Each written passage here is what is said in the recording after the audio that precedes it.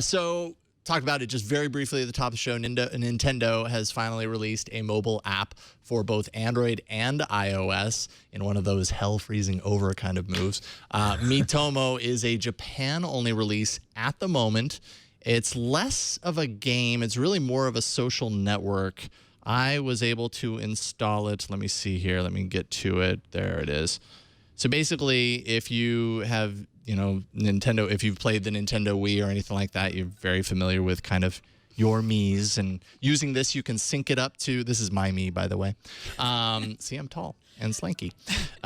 You can sync it up to your Nintendo account if you have a Mii already, or you can go through the process of creating it, which is very, very detailed. You can select. Obviously, you can kind of paint yourself, and there's actually a mode where you can take a pic. You turn on the camera, and it tries to match all of the different features based on what it sees you to be. But you can craft your Mii, and then I'm gonna back out of here.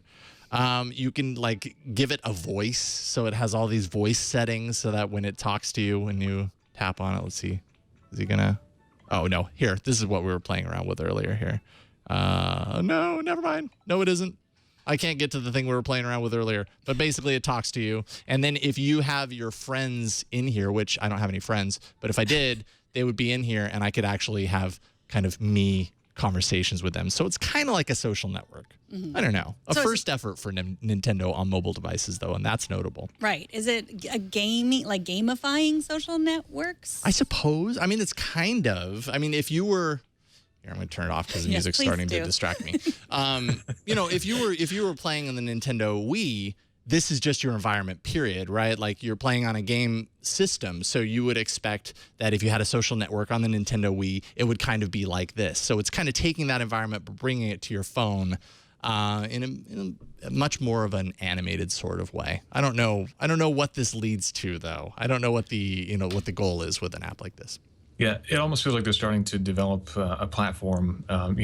Certainly this is establishing a presence, but can they develop a platform? And ultimately, what they need to do is continue to maintain that Nintendo way of doing things. And ultimately, if they're not selling hardware in the distant future, maybe this is how they kind of bridge that gap by instead having a platform of games that exist in a separate store or something like that on mobile devices. You have your separate group of friends and achievements and all that good stuff. Maybe that's what they're pointing to, but it's a little hard to tell from what is a very simple app at this point. Yeah.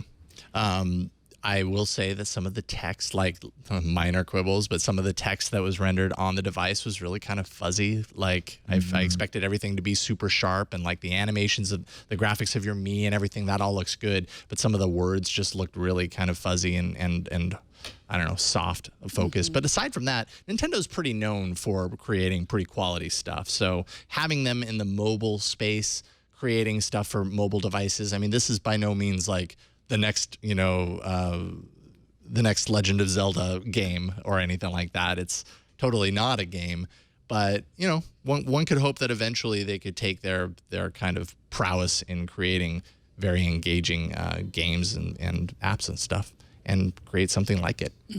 Well, they said they were never going to create a mobile game. Well, they should.